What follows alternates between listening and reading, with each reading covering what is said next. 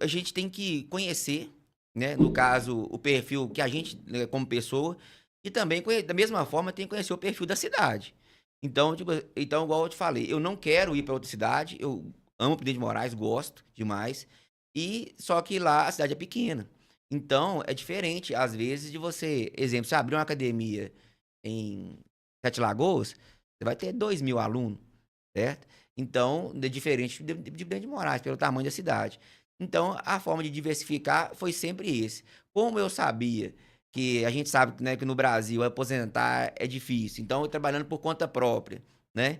Então, eu sempre tive esse Roubam o nosso INSS. isso. Quando aposenta, ainda, Não, a ainda gente toma não lenhada tem ainda. aposentadoria, bem dizer, né? E já roubam ainda. É. Lasqueira. Então, o que aconteceu é isso. Então, eu sempre tive essa preocupação. E outra coisa, por gostar muito de negociar, por gostar muito. Mas uma coisa que é fundamental é o seguinte: eu não busquei eu nunca busquei um ramo de atividade para empreender que eu não gostasse. Eu não fui porque eu achava que ia dar dinheiro, que não ia. Realmente são coisas Não, isso aqui assim vai ser que eu bacana, gosto é mesmo, legal. entendeu? Que são coisas que é tanto que às vezes muita gente acha assim, ele abriu eh, a empresa, por exemplo, de caminhão, mas ele tá lá, ele não sabe nada. Realmente, quando eu tive essas ideias e tudo, conversei, tem a história do caminhão MUC, depois eu falo para vocês aí.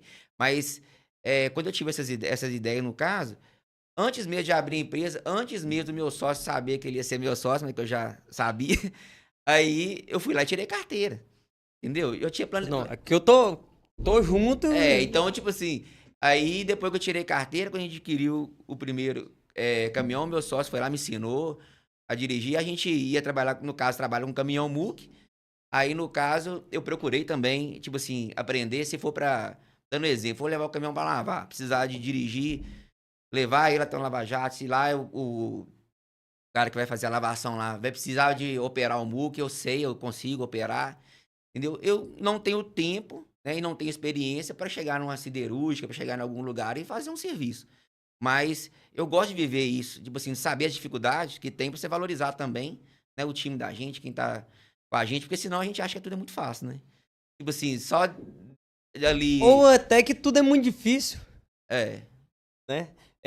Você falando aí, lembrei do Juninho, falou que na empresa do pai dele, ele passou por todos os segmentos e conheceu todos os setores até ele chegar na gestão. isso. É, Então, esse ponto aí, no caso, eu sempre procuro. Então, a academia mesmo. Quando, no caso, abriu a academia, eu ficava lá junto, né, com os outros colaboradores lá no caso. Todo mundo, eu ficava lá de manhã, de tarde, de noite. Se você fosse lá 5 horas da manhã, eu tava lá. Se você fosse lá 2 horas da tarde, eu tava lá. Se fosse lá 10 horas da noite, eu tava lá. Nesse ponto aí, a família, né, como se diz, acaba já que perdeu a paga um paciência, pouquinho. porque já tava perdendo a paciência já. Mas foi até encorpar, até ver o que precisava, até Sentiu o Vou negócio. te defender aqui, porque funciona o seguinte, pessoal. E serve de. Já que a gente está dando esse retorno aí para quem quer empreender, acho que tá espetacular. Se cada um pegar esse passo a passo aqui, acho que ninguém vai ter problema. A empresa, ela é como um bebê. Se o João começar a dar sinal ali que tá 1h30, 1 hora, 2 Manda horas, eu vou quietar. dar nele um. É o seguinte, a empresa inicial ela é como um bebê, não é isso? Você é pai, eu sou pai, a gente sabe o que é isso, que é um bebê. E ela precisa de quê? Atenção, cuidado, alimentação, e é isso que o gestor tem que fazer. Então tem que dedicar mesmo aquele tempo. É lógico que a gente tem que ter o tempo para a família e tudo, mas se a família tá junto e entender que aquilo ali vai dar fruto, vai gerar fruto, tem que ter o sacrifício, né? Eu sei que você abdicou muito de estar perto das suas meninas, né? Às vezes até perdeu algumas coisas de crescimento e por algumas responsabilidades nossas.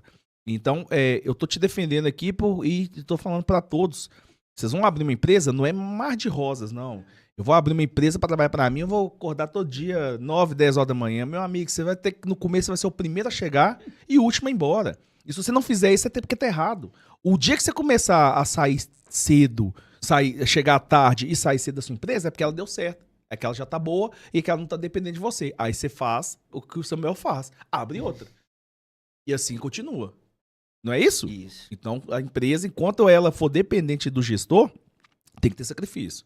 Então, eu quero que você continue aí falando sobre como que veio essa diversificação, né? Aí, no caso, igual dentro da parte de informática, né? No caso, tem essa questão aí do...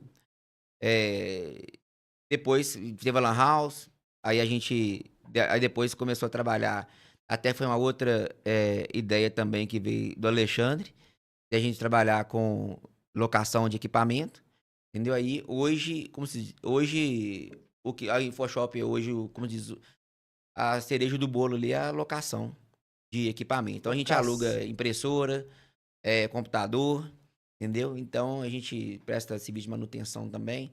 Então, a gente hoje tem a escola, funciona, tem tudo lá, mas hoje em dia o que mais, o que mais hoje a gente está focado é na locação, na parte da InfoShop, certo?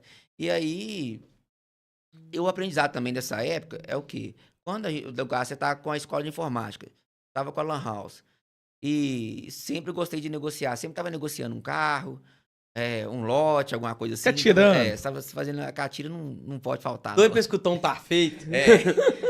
Catirar eu sempre gostei demais. Aí, a gente, tipo assim, a gente dedicava muito tempo à Lan House, a escola dava uma caída. Dedicava muito tempo à escola, a Lan House também, você deixava alguma coisa a desejar. Então, isso aí também serviu muito de experiência, certo? E, na época, eu sempre fui contra ter sócio. Não quero, não vou. E sempre, tipo assim, não dá certo, não quero.